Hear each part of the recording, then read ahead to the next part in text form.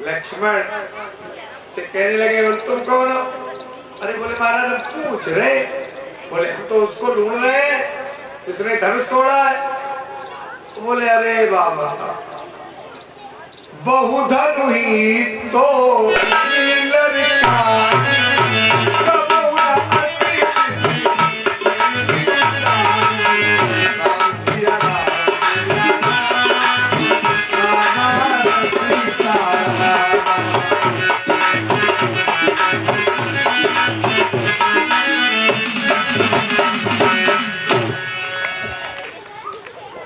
बचपन में बहुत धनुष तोड़े, तब तो आप गुस्सा हुए नहीं थे। बुढ़ापा में पुरानी बातें याद नहीं आती। बिल्कुल सही बात कह रहे हैं। जिस समय देवासुर संग्राम हुआ था उस समय सभी अस्त्र शस्त्र भोलेनाथ के यहाँ रख दिए गए थे। उन अस्त्र शस्त्रों की सुरक्षा भोलेनाथ करेंगे, नंदीश्वर करेंगे। माता पृथ्वी ने देखा कि असुर बढ़ रहे हैं, भोलेनाथ प्रसन्न होंगे, असलहा दे देंगे, अस्त्र शस्त्र दे देंगे, उससे तो प्रजा को हानि पहुंचेगी।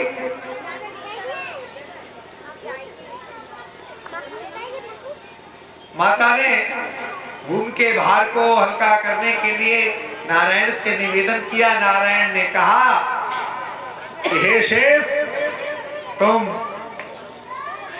इस वर्ष 2 मास पड़े हैं श्रावण के, तो पुरुषोत्तम मास है, तो चातुर्मास बाबा परशुराम भोले बाबा के आश्रम में करने आ रहे हैं और वो उसी की कोठरी की सुरक्षा करेंगे और उसी समय तुम मेरे साथ चलना। बोले क्या करना है? बोले वहां रखे हुए जो धनुष हैं, बोले केवल एक छोड़ देना, बकाया सब तोड़ देना और खूब रोना। बोले ठीक है, ये काम तो हम कर लेंगे। थोड़ा काम बताना है, धनुष को तोड़ देना है और रो देना है। शेष जी को माँ भगवती ने, पृथ्वी देवी ने, माँ कौन है? हमारे देश में भूमि को भी माँ कहा जाता है, हमारे देश में नदी को भी माँ कहा जाता है, हमारे यहाँ माता गौ को भी कहा जाता है, हमारे यहाँ अपनी माँ को भी माँ कहा जाता है और दूसरी की भी माँ को मातृत्व भाव में ही देखा जाता है। लेकिन अन्य किसी देश में आप जाएं, देयर इज ओनली मॉडल, वहां पर माँ नहीं कहा जाएगा, देवी नहीं कहा जाएगा। वहां तो चाहे रिसेप्शन हॉल में हो तो मॉडल है, भोजन कक्ष में तो वहां कुछ नहीं। हमारे देश की कितनी बड़ी हंसी वो लोग कर रहे हैं। हमारे यहाँ इन्हें सम्मान दिया जाता है, इनका पूजन होता है और वहां चंद सोने के टुकड़े 10-20 लाख दे दिया तो वहां वो प्रदर्शनी करती है। माताओं बहनों, इस प्रदर्शनी से बचो। भले ही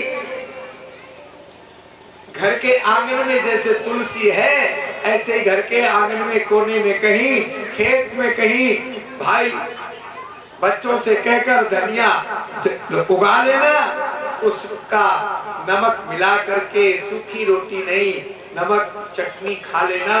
लेकिन उस अत्याधुनिक धन के चकाचौंध की ओर मत जाना, नहीं तो आपका भी जीवन गया और आपके परिवार का भी जीवन गया।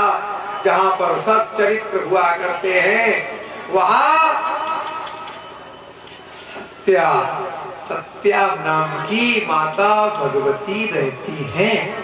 सत्या, भव्या, भवानी, भाव्या, इन नामों से माता वहां विराजमान होती हैं। सत्य का विवाह सत्या से होता है। सत्य सब जानते हैं देवता है और माँ भगवती ने सत्या का अवतार धारण किया, इसलिए वो सत्या के नाम से जानी जाती है। विभिन्न प्रकार की चर्चाएं होती रही। अंत में परशुराम जी ने राम जी को अपना धनुष दिया कि राम रमापत कर धन लेहू।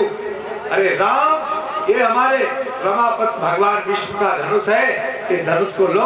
अगर तुम अपने को राम सिद्ध करते हो, मैं परशुराम हूँ, तो बोले आज से तुमको हम राम मान लेंगे, विष्णु वाले राम, विष्णु राम मान लेंगे। ये नहीं मालूम कि ये धनुष परशुराम जी को इनके बाबा निमि ने दिया था। लाला, ये हमें भगवान विष्णु ने दिया था और कहते थे कि जो भी इस पर प्रत्यंचा चढ़ा देगा वही भगवान विष्णु होगा। क्या बात है, ये सिखाया था, ये सिखाया था।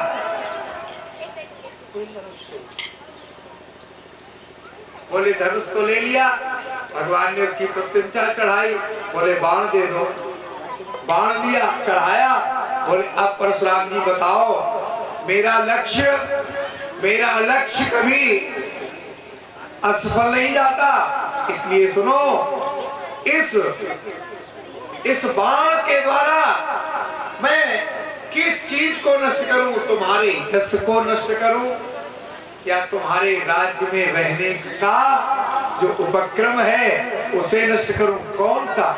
परशुराम जी मन की गति से चलने वाले हैं, मन की गति से चलने वाले। परशुराम जी ने हाथ जोड़े, राम जी से कहा, मैंने अपने गुरु कश्यप को ये भूमि दान कर दी। सभी राजाओं को जब मैंने मारा तब ये भूमि मेरे अधीन थी, मैंने गुरु जी को दे दी। तो गुरु जी ने मुझसे ये वचन मांगा था कि तुम रात्रि में मेरे राज्य में नहीं रहोगे।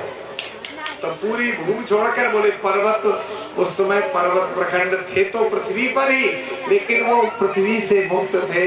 जिस तरह से तीर्थ थे तो पृथ्वी पर ही, लेकिन तीर्थों से कभी कर नहीं लिया जाता।